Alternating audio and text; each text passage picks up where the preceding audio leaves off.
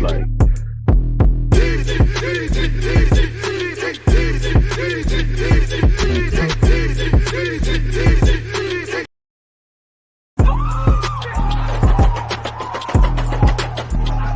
Because you always use that active when defending. I think it's like,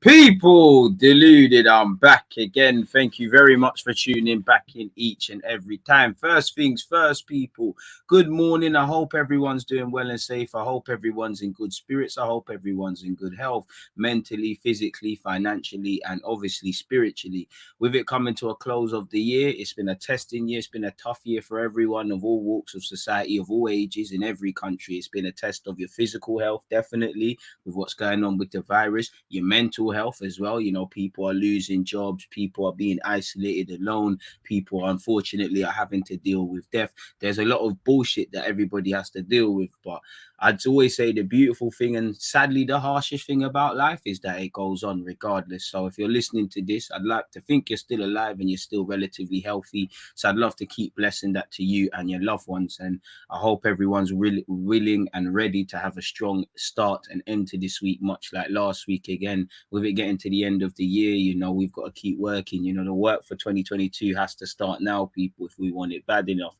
And definitely where Arsenal's concerned, you know, again, we got the best Christmas present ever.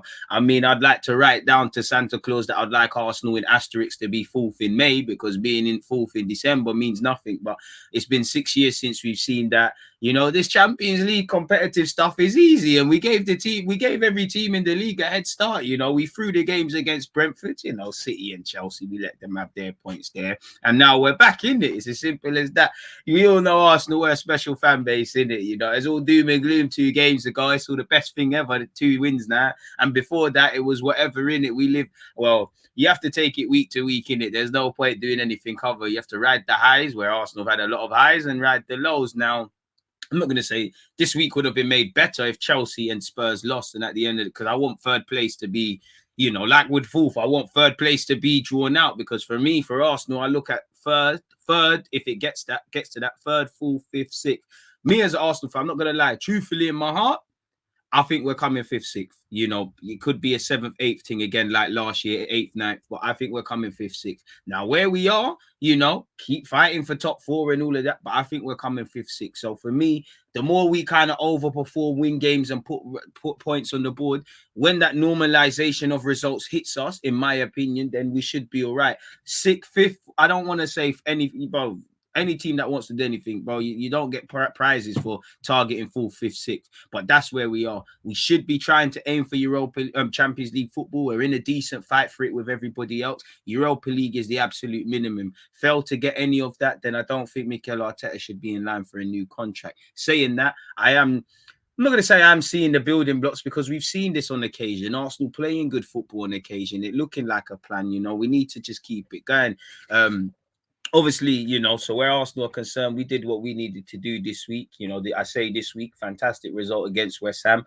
Made the second half a bit too much of an even contest against Leeds, in my opinion. But that's meant, you know, these things happen in the Premier League, and it was a stupid penalty from Ben White. It was a stupid phase of play that led to that penalty. Ramsdale and us, we've had to work harder for clean sheets. So I think if I'm pushing it, second half, we've got to lock it down a bit more. We've got to be less open, really, the whole game in midfield. And again, you've got to walk away with clean sheets. Apart from that, near enough perfect, going from strength to strength. Smith Rowe, super sub. We wish we could line up 12 players. You know, Saka doing the business. Want to see a bit more from him.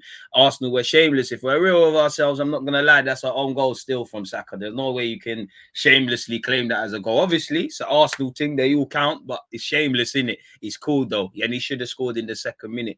Martinelli going from strength to strength. You see, respectfully, because I feel Smith Rowe's finishes now, you know, they're coming a long way. Like, don't get it twisted, you know. Again, I can't remember Saka and Smith Rowe's goals against Spurs action for action, and I don't mean they were accidental, but they're kind of scruffy with their finishes. I think Smith Rowe's last 3 finishes have shown a real improvement. He's been challenged to get goals and assists, and I think the way he took the United one, obviously I'm gassing it a bit, De Gea was on the floor, but he banged it from outside the area with his weaker peg. I think he scored a good finish for me against the run of play against West Ham and routed Fabianski to the spot. I think it was a good way to win the ball back, and obviously he's played a 1-2 with Odegaard and then done it. To be honest with you, it's a fantastic finish. The pass is probably where it's at. Odegaard is finding his feet. Can't understand certain Arsenal fans that were ruling him out. 30 million quid, 23 now years of age. He's going to do good things for Arsenal, and there's a profit to be made if it gets to that. But yeah, not to disrespect Saka and Smith Rowe, because I rate them. Obviously, Saka, Smith Rowe, Martinelli. You know, we brought in someone for 6 million from Brazil. We're bringing people through the pipeline in the academy. A lot was made of Leeds' lineup yesterday. We had a young squad. You know, we can't expect the young players to do it all, but they're doing the business, and I'm happy with it. But what I like about Martinelli's finishing, obviously, he's more of a striker, more of a sort of predator in the box than Saka and Smith Rowe, so he's gonna be better. But I just think his finishing is better than theirs, obviously. But it's what I like about this 20-year-old and Greenwood at United's got it as well. It's very clinical finishes. Like it's not accidental. Man, I'm meaning to do this. You can tell a man's thought about it very quickly. Like when he's chipped the keeper, when he's hit it first time. For me, obviously, the Newcastle goal, everything he does is calculated, and it's just about becoming a bit more polished for Martinelli. Sorting out the first touch. Obviously, first half there was a couple of blind passes in the middle. I like the runs he makes from out to in. I like the variety he's bringing in his game. I like the all-roundedness defensively. I can't lie. I change my mind all the time about Smith Rowe, Saka, Martinelli, who's going to be the guy. But I think they're all going to be the guy. I think Smith Rowe is going to be special. I think Saka is already special. Not that Smith Rowe isn't. And the same with Martinelli. But I just think Martinelli, from the minute I saw him in pre-season all those years ago, it just felt, and I say this with a lot, it just feels like we got to enjoy him while he's here. Because if he's develops, it's the cycle of life. The man there, it's a Barca historically, PSG historically, you know, Madrid, all of these teams are going to be in for the 20-year-old. And it's nice to see he's getting chances. And for me, this is, you know, I got a lot of heat because the only thing I disagreed with Arteta, is that I wanted him to get a little 10 or 5, a bit more minutes in it, because there's no substitute for not playing. But I do think fans made a lot. I do think when Martinelli had chances, fair enough, he might not have been fit in that, and it's difficult. But he never took his chances, and a lot of excuses were made. He's only had 20 minutes. He's playing right wing. He played right wing at Old Trafford, getting a lot of plaudits, even from United fans. You know, getting a lot of shut down that debate. He can't play on the right instantly. You know, because of that, Saka's come back in. He's earned his place on the left. You know, he's playing well. For me, he's coping with the physical demands, and it was lovely to see Arteta. What was it? It weren't last game, but I think West Ham telling him, get up, man, get on the pitch. You know, he's becoming all-rounded. And as much as we can praise and critique Arteta as fans, we're not always at the training ground, so we do have to give a bit of a luxury. And, you know, I do think he's improving our wingers. I do think he's improving Saka. Obviously, Saka's going to live or die by goals and assists. I would say maybe Saka could go off with Aubameyang and do some finishing drills, but Aubameyang might not even have a security pass for London Coley, much less on current form. Do you want Aubameyang teaching anyone? You know, Lacazette's a good finisher, but he's got, for all the praise I give Lacazette, he's got 2 goals this season. So we might have to bring Henry or Uncle Ian Wright. He's going to have to work with Bukayo Saka to learn how to finish. That's the only thing. Smith Rowe is going from strength to strength. Unpopular opinion, I think Arteta has improved the all-rounded game of Martinelli and Pepe. Pepe plays a lot better. I know there's still a lot of question marks, but he's a bit more all-rounded. Martinelli defensively is doing well. He's got more variety in his game. He's doing less things at 100 miles per hour. I always said one thing I didn't like about Martinelli is his best blessing is his enthusiasm, his energy that he resonates. Sometimes that can be a curse, and sometimes I feel fans haven't seen them mistakes because he's so enthusiastic. We go back a few years ago, Liverpool away in the cup, he's given away a penalty which he didn't need to give away. So these are the sort of things. But I like what the young G's are doing. I would say if I really was to scrutinize the team, obviously we've got to learn to really chase that playing well for 90 minutes. We've got to make this week that Arsenal have had the minimum. You know, we need better game management. Personally, for me, it's not that Xhaka and Partey have been poor. I think they were good against Southampton as much as they could be. They've reacted in it since we was Calam. The last 3 games they've been all right. But I just feel we're wanting and me anyways, I'm speaking for myself. I just want a bit more. I want a bit more from Partey through the obvious. Xhaka's at where we're at, and I have to discount Xhaka a bit because he is coming back from a long-term injury. He's not going to, you know, Xhaka isn't an amazing footballer, but he's not going to be the best Granit Xhaka right now, innit? You know, he's having to put his body on the line. But I just want a bit more from our midfield on the best of days, and obviously with what I've said. And I just feel there's a bit of an imbalance. Obviously, we found a little balance with the front men. It's a lot way to go and whatnot. The back five is settling. It's not that the midfield haven't settled. It's just you want more from Partey, you want more from Xhaka, you want more from them together. I think they need to dominate games a bit more. I think our defenders are having to overcompensate on the ball because we ain't got them progressive midfielders in the middle of the park. And I said it then, I'm going to say it again. I think that's the midfield or an improvement on the midfield is going to cripple Arsenal. Obviously, I don't want to draw too many conclusions, you know, because we've seen 2 up front, 4-4-2, 4-1-4-1. Certain players have been cast off this season. You know, Martinelli's come a long way from all them loan shouts now. It's a long season, so I don't want to write off Aubameyang, even though things are happening, and any other player that isn't playing. But yeah, man, we probably need to be looking for a striker and things like that. And the only bad thing I would say about the Leeds game from an Arsenal perspective is obviously the racism, you know, which someone's been arrested. You know, I hope he just gets punched in his face, him or her, whoever it is. You know, if you're racist, you deserve a knock in your mouth because you clearly ain't got no, or a punch to the head car. You ain't got no common sense. So that's the only thing I would say is a bad thing. From a footballing point of view, I would say Tomiyasu as well, because we hear it's a muscular injury. You don't want to play around with them. You know, Tomiyasu's our only 30 right back. If anything, you know, I like what Chambers did last season. Big up Maitland-Niles.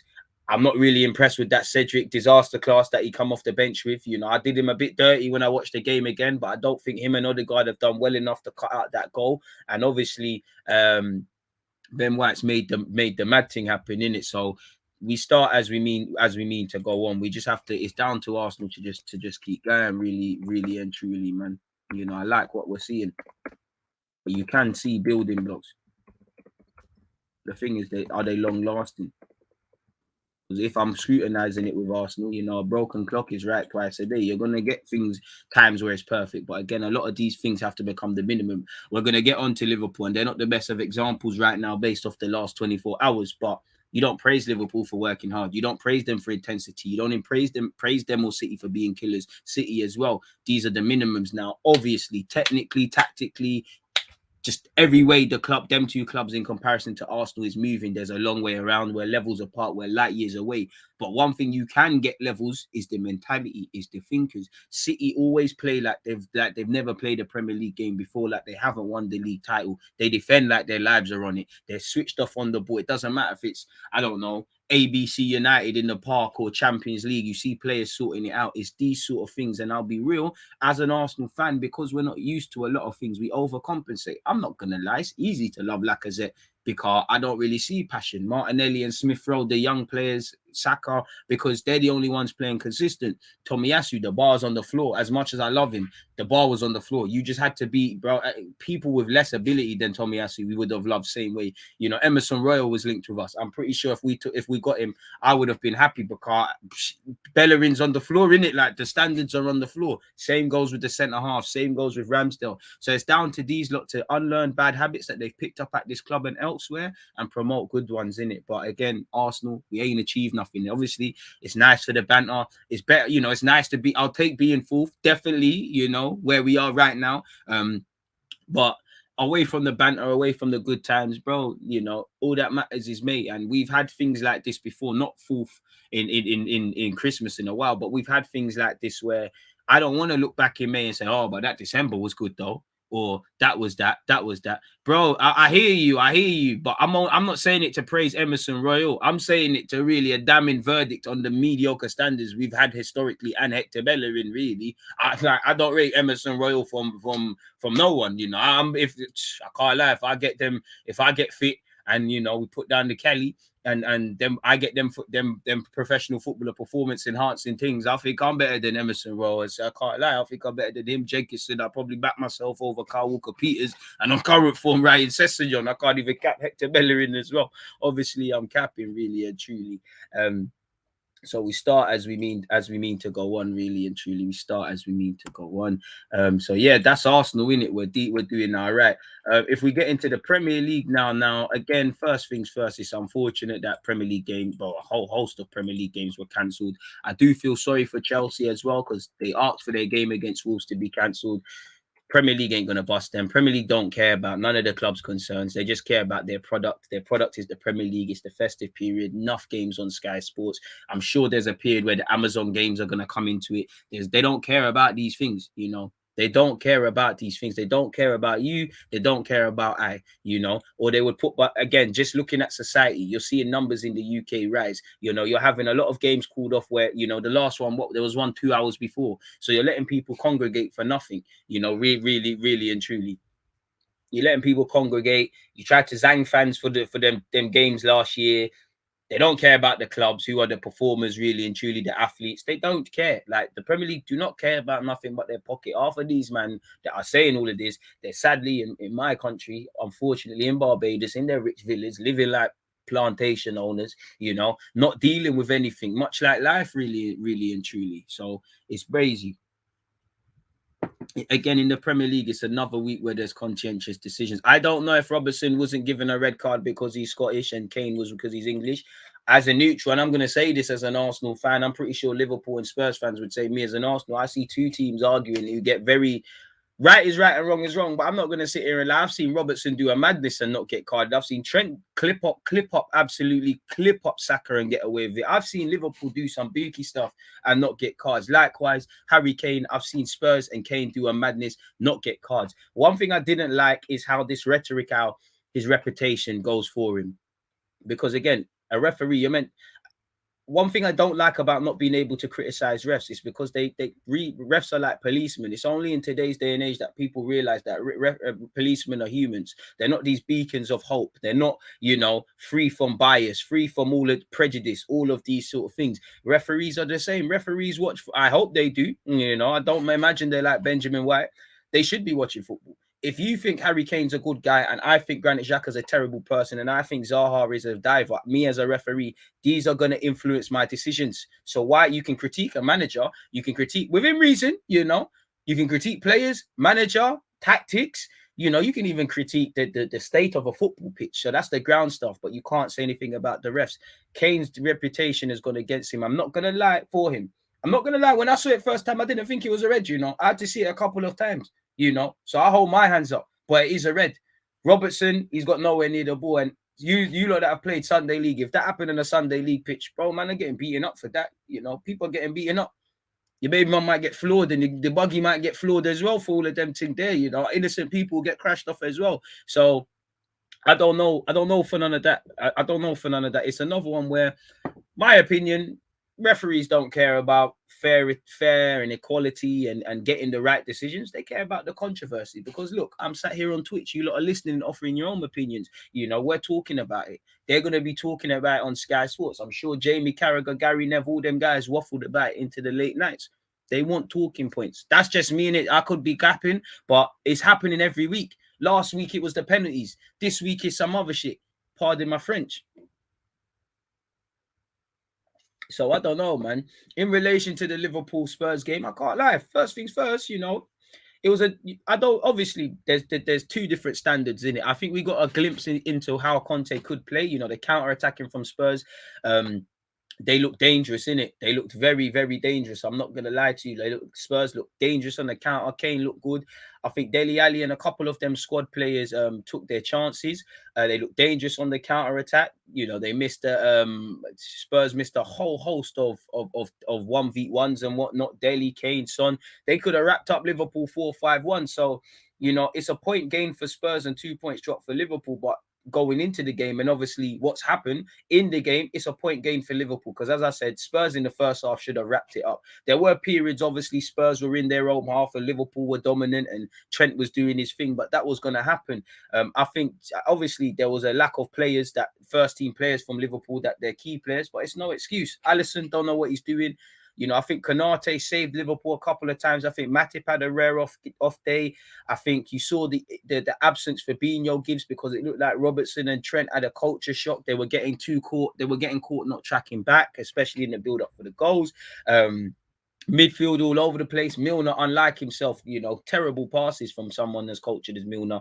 I think Morton struggled very fit. I think Morton struggled physically. But yeah, it was obviously more of a case of how poor Liverpool were than necessarily how good Spurs were. But we're naturally going to judge Spurs and Liverpool on different principles. Liverpool are Champions League recent winners and Premier League. Spurs and trophies. They just got kicked out of one as well, really. You know, they've been kicked out of the Conference League. I can't lie, it was too easy, man. Spurs fans, if you've been having a good year, it is what it is, innit? I had to come and mash that up, innit? But yeah, Spurs were counter-attacking. I think Liverpool looked shaky. Anytime Spurs went forward, Liverpool looked shaky. And again, I do think you can look at injuries and things, but again, that's a depth purpose. I can't lie, Liverpool had enough. Yeah, there's no Fabinho, there's no Thiago, there's no Van Dijk, but you had enough to batter Spurs. You had chances of your own, really. You know, Jota scored, but he was missing for large periods of the game. As I said, their midfield was a shambles. The midfield and the high line, if there's no Van Dijk, I don't think you could do that because it looked like no one was talking. You know, fullbacks and centre halves, there was never a straight line, really. Salah anonymous. You know, obviously Salah had a bad game, but I think there's no service for the done, innit? Like, I'm seeing him try to do the Kevin De Bruyne thing. He's dropping hella deep. That's the first time I've seen that. There were so many things I saw from Liverpool. That was the first time ever. For Spurs, again, a point's a good point. It's something to build upon. You didn't get embarrassed. You didn't get battered. You know, Spurs fans are celebrating like they won, much like Arsenal fans did. You know, I mean, we've actually beaten Liverpool at our place more recently than Spurs. You know, people got onto us for celebrating a 1-1 victory against Liverpool a couple of years ago. But all right, cool. You know, they're gonna win the league, really and truly. You know, of course, Liverpool Spurs are going to look dangerous, but at the same time, what do you want Spurs to do? You know, Liverpool are playing them players. Morton looked good on the ball. He struggled physically. You know, I can't lie to you. Henderson and my man Kane, they should have enough about them to make stuff happen. Really and truly, it's a squad game. You know, I can't sit here and say I know Liverpool struggle with depth, but they have to get over that. And that Spurs team has been getting boshed by even without any of Liverpool's key players. Certain teams in the league have been bopping them regardless. So yeah, I can't. You know, they missed Henderson as well. They missed Hendo and Thiago, but it's not an excuse, you know. And to be fair, not that I want to praise Spurs. Spurs can't be held accountable for that. That's not their problem, you know. I'm sure is what it is. Spurs beat City, so point gain for Liverpool. You could say it's a point gain. It's a point gain for City as well, because City did the business against Newcastle and they've seen Liverpool drop points. And again, you know, them two teams, it's fine margins in it. It's probably going to be 90 odd points. So every point means something. City are going to drop points again, as are Liverpool. But nonetheless, it is what it is. On the topic of City, boy, respectfully, you know, Newcastle look like they're in trouble. I do think Newcastle should have had a penalty. I'm not going to lie to you. It looked like Newcastle should have had a penalty. Ederson's got away with murder there. I don't know why, but he's got away with murder. You know, it's looking inconsistent because I know one's a handball and one's a man's been taken out. But last week against Wolves, I don't understand how City have been given that one for Martinho where he's turned and then an evident foul by Ederson where he's not, you know, he's come out and he's not stopped his momentum. I don't know how Newcastle didn't get that. I'm not going to go as far as to say goals do change games, but I'm not going to say that's going to give Newcastle a chance. But it is what it is, people, really and truly. Fair is fair, right is right, and wrong is wrong, and all of those sort of things there. And I think there was inconsistencies. You know, fullbacks union, Cancelo, very good assist, even better finish from the man. Obviously, Mahrez got on the score sheet. I could be wrong, but I'm sure Sterling. And respectfully, Newcastle, you know, City can probably bosh every team in the league without really being at full strength or playing in them upper gears. But that looked like the first game in a while from City. They were like, yeah, man, we can't really be bothered. We're just going to do the bare minimum. The man them are going to do this passing thing. We're going to score some goals. We're going to get on our coach. We're going back to Manny and we're enjoying our week in it. And, you know, City are there top for Christmas. Not that we didn't know that. The only exceptions of a team that hasn't won the league after being top at Christmas, I think Sky Sports said today, was Liverpool. So if you're a Liverpool fan, that gives you a benefit. You know, City are just making more and more history. You know, they've got the most wins in a calendar year with 34, and they've scored the most goals in a calendar year with 106. Didn't Messi get 91? So I know Messi's got nothing to do with this, but Messi got 91 goals in a calendar year. This whole team has got 106. That big up City. And I don't know why I brought Messi up, but I mean, scary individuals, man. Scary things are going on in football. Like, how are these? How do you even have the ability to do these things? It's not making no sense to me. But you know, them man, they are magicians. Really and truly. Speaking, before we carry on with the Premier League, people, as you know, COVID is ravaging the squad and squads, and there's issues there. You know, people can say Arsenal have had an easy time. We didn't have an easy time at the start when we had injuries anyways and people missing out from COVID, and we didn't get no games cancelled. We had to rock up there and get better than it is what it is. And, you know, we might get it again, you know, sadly. Obviously, thoughts go out to Pablo Marie and Lokonga of Arsenal and anyone else who's contracted the virus. When you look at the managers, people, you know, apparently there's going to be a meeting today to see what can be done around things. If I share my screen with you, I thought the screen shared. Apologies, folks. Where is it? What's going on? Why have I got 4% battery? What the hell is going on as well?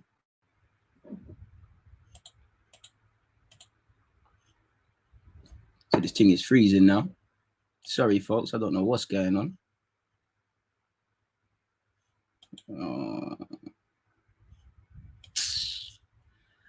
This is acting. I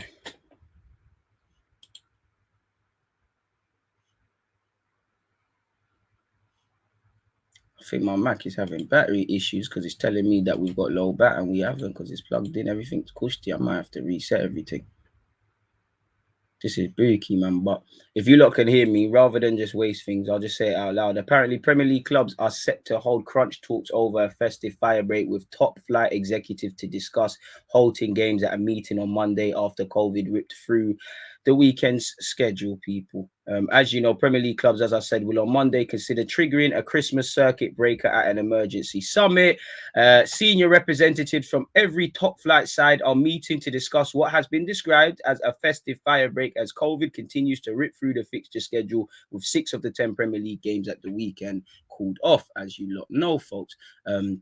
Scrolling all the way down, a short break would involve proposing one round of fixtures from December the 28th to the 30th is one of the options to be discussed, although it remains unclear whether it will gain the support of the 14 of the 20 clubs needed to introduce some. As such, as Tottenham have already had an enforced rest.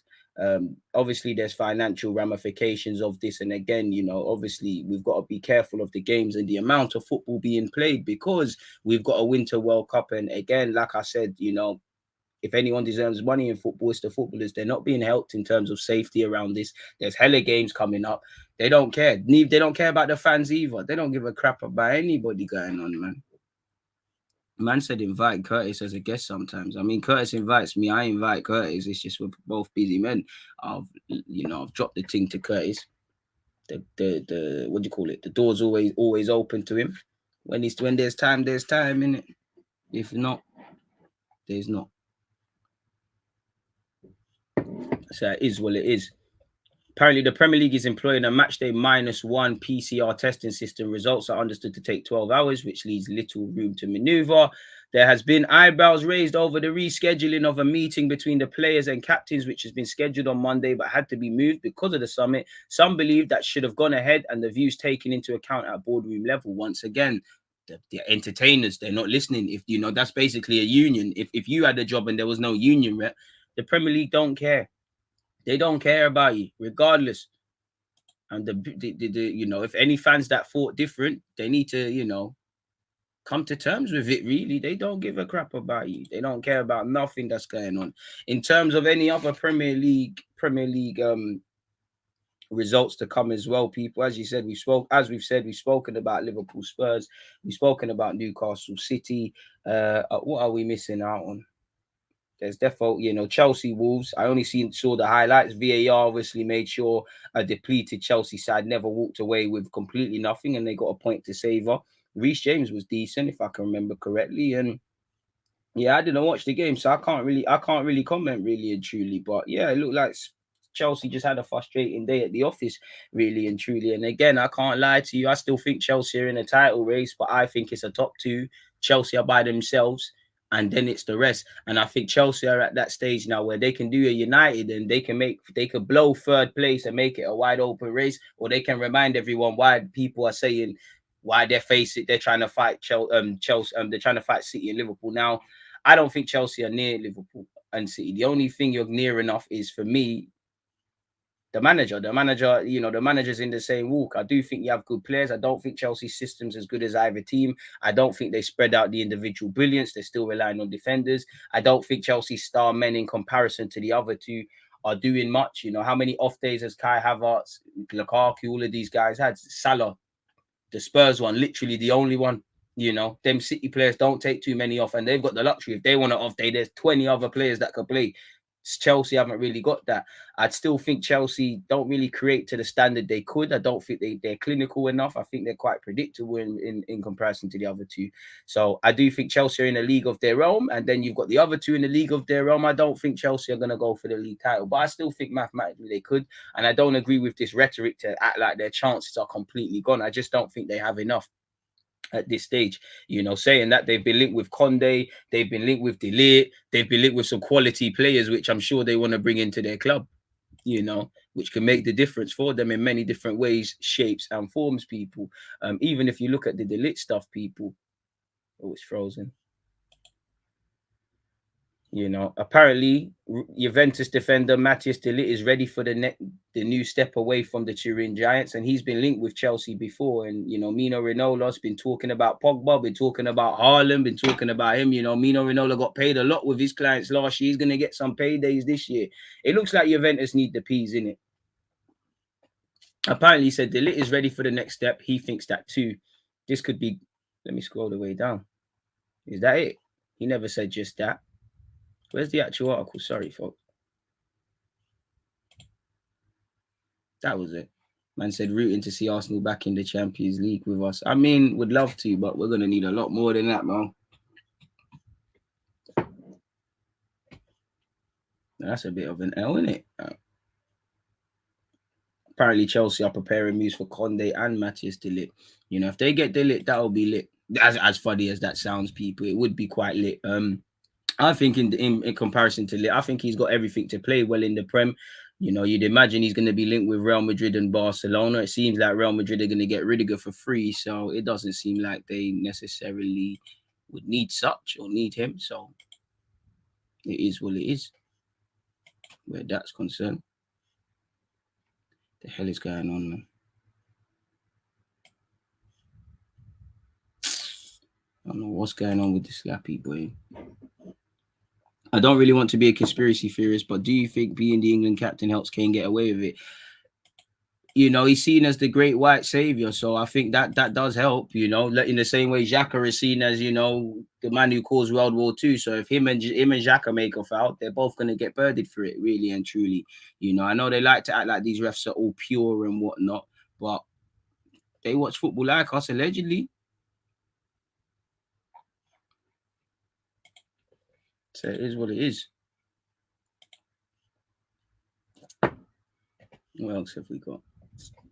Can't lie, with this acting, I might just have to lock this here, people, and just focus on the thing at 11:30.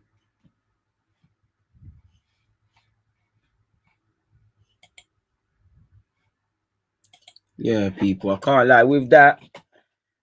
Well, it seems like my shit is freezing, so again, I think we're gonna have to stop this call short, people. But I'm gonna be back at 11. I've got nothing else to speak about, really. In fact, what else have we got? Provided there's no acting. As you know, FIFA is, in fact, we have got a couple of stuff. FIFA's to discuss biannual World Cup proposals at Virtual Global Summit. FIFA is to discuss its controversial biannual World Cup plans at a virtual summit with its 211 members. Today, people, for what it is, and actually on that topic as well, where nations leagues are concerned, I don't know if you lot saw it, but a few days ago, South American teams are set to join the UEFA Nations League in 2024 after talks between UEFA and CONMEBOL. So isn't that basically a World Cup then, if 10 South American countries will join the Nations League? I mean, I'm all for it, you know, but it would, you know, is that indirectly telling you FIFA, fuck you lot with your biannual World Cup thing? Or is this just a direct play at the World Cup? You know, I'd have to see. It's a techie one. It's a very techie one, if I'm honest with you. It's one I want to see, really and truly. But for me, it means the Nations League is going to become very gimmicky. like this, you know, you're gonna have a Nations League. You're gonna have a Nations League final, UEFA Nations League final for predominantly for European nations. You're gonna have a South American, nation versus a European one, and it's gonna be hosted somewhere in Asia or the Middle East or whatever. So again, football's diverse. I'm all for that. I'm just saying that again, they're not doing it because they want everybody all over the world to be involved, regardless of your race, religion, and background. They're just selling it to the highest bidder. This is the territory you run the risk of escaping into, and I'm not really for that, if I'm honest with you. So it is what it is. You know, obviously you've got Yarabal Cup this week. I think you've got Liverpool, Leicester, you've got Tottenham, West Ham, you've got Arsenal versus Sunderland, and you've got Chelsea versus. Okay, I was doing so well. How could I forget that? Let's go on it. Yarabal Cup.